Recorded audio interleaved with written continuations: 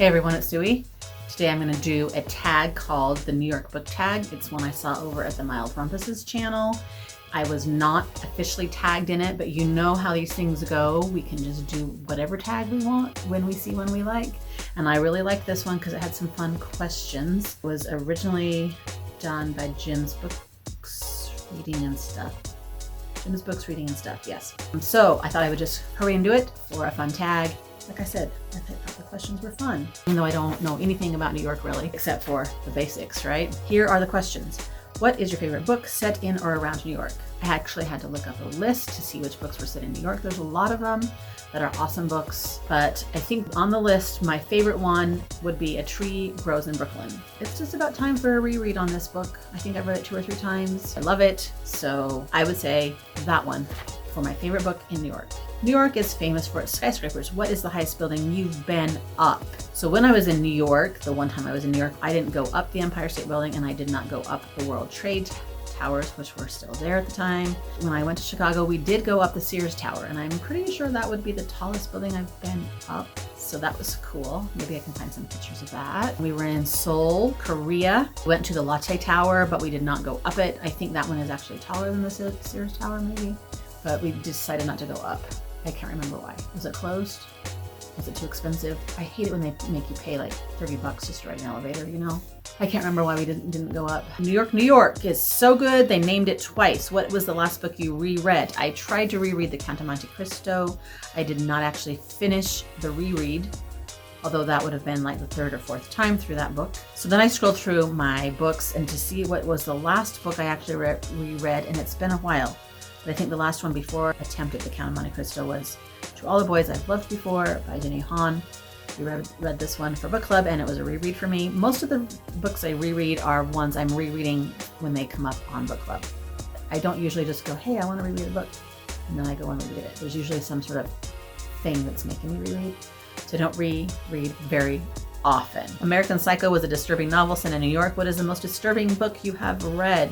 The first thing that came to mind for this one was Blindness by Jose Saramago. I don't know if that's how you say his last name. I read this one years and years and years ago. In fact, I tried to find my review on it on my blog, and I couldn't find it. So it must have been even pre-blog days, which would be early 2000s. Would that make sense? I don't even know when it was published, but ooh, this book creeped me out so bad and was so disturbing.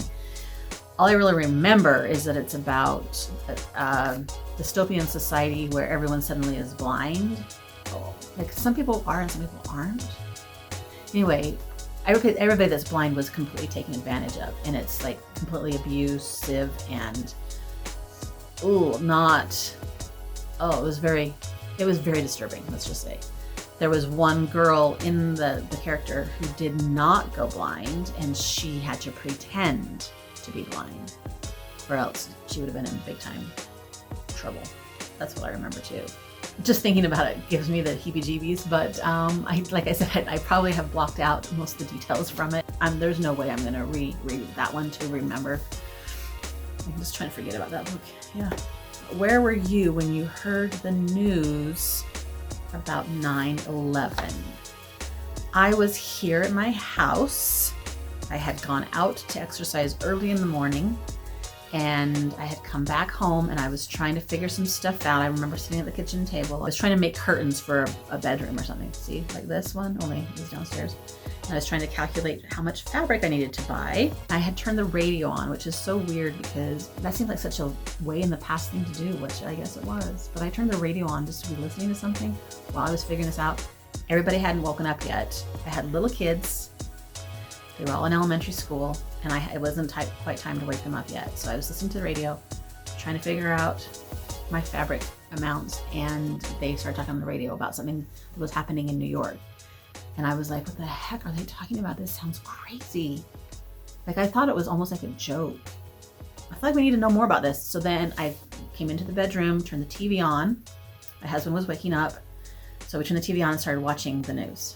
And turned it on early enough to see the second tower get hit, and I was freaking out, but my kids were little and they were waking up and we needed to get them ready for school, and I remember thinking that I could not freak out in front of them, that I had to try to keep my cool, but I was truly freaking out. Like, I could not believe what we were watching on TV was really happening. It felt like a terrible, terrible movie. So I sent the kids off to school, and that was hard. I wanted to keep my family around me, I remember. But they went to school, and I was like thinking, good luck, teachers. I don't know. And they did talk about it at school as little elementary kids, students. And it was interesting to find out what they learned about it from their teachers during school. My youngest, Tori, who you see on this channel a little bit, she was like 2 years old, and we went off to do our errands of the day, and I tried to do my regular stuff and I couldn't. I gave up. I tried. I was trying so hard to just go about my business, but I couldn't. So I came home and watched TV all day long. And I think we watched TV for like 3 or 4 days straight. And I remember thinking that going out and trying to do normal life felt so weird. Like, we had kids in soccer and we were going to soccer games. And I was sitting there looking at the newspaper while we were watching the soccer game. And I'm thinking, our life is going on like normal, but so many lives have changed. And it was a weird, weird feeling. I remember that. Also, having no airplanes in the sky for so many days, I remember thinking that felt weird. That's where I was, just being a mom. Just home being a mom and taking care of my kids and trying to make them understand how huge this event was. I did tell them, this is probably one of the biggest things that's going to happen in your lives, and remember it. Okay, what is your favorite movie set in New York? The first thing that came to mind for this one was West Side Story.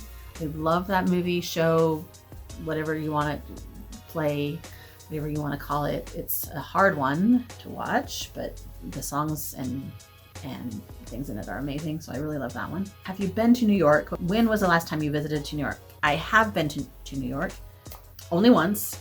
It was in 1990 when my oldest kid was 10 months old. And my uncle was living there. He was in the Air Force, so he bounces around to lots of different places, and so we thought, while he's in New York, we better go visit, because there will be somebody to take us around in a place we can stay. And he lived in Brooklyn, and so we went to my uncle's house and hung out with him and hauled my 10-year-old baby around with us everywhere. And the interesting thing is when we first got there, he had a fever all of a sudden, and he had not been sick yet. 10 months, and this was the first time, my first baby, and all of a sudden I had a baby with a fever. And so I was this new young mom in New York City with a baby with a fever, and I was freaking out. And my aunt drove me to their pediatrician's office, which was across the Bronzo Narrows Bridge over to Staten Island. So we got to see the bridge on the way to the doctor's office to get medicine for my baby, who I guess had an ear infection suddenly. So then we had to remember to give him antibiotics the whole rest of the trip, which was fun. And we hauled him all over with us. There was one day where we left him with my little cousins to tend him, and my uncle got us in his van and drove for like 6 hours all around Manhattan Island and just pointed out all the big landmarks, including the World Trade Towers. Kind of drove around them, and the Empire State Building and Central Park. And there's a couple times where we got out and then he would like drive around the block and then pick us back up again. But most of the time it was just like a driving tour that my uncle gave us. For 6 hours, I left my baby at home with the cousins, and when we got home, he had been screaming for hours because he had never been left yet in his little life, and he was not happy with us. So that was my other memory, is taking off on a little driving tour and being gone for so long, and the baby not being very happy with us after that. But other than that, we hauled him around with us. We visited the Statue of Liberty and some other places and stores. Oh, I was going to mention, when we talked about the movie, also Big. I loved the movie Big.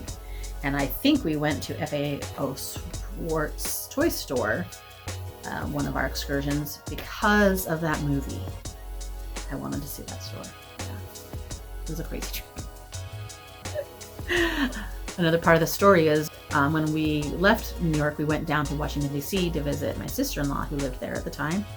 And I think we were catching a train in Penn Station, and my uncle dropped us off, and he said he would circle the building because there's no place to park, right? So he would circle around and my aunt helped us get in there. And we had all of our stuff and the baby, and it was really hard. And so she was helping us with all of our stuff, and then we missed the train because we couldn't maneuver the crowd with all of our crap. And so she was still with us.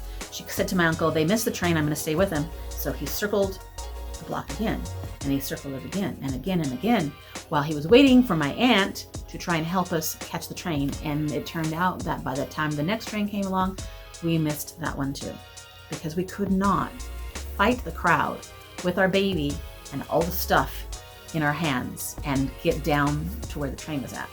And at that point, we pretty much lost our cool, and my husband was yelling at just everyone.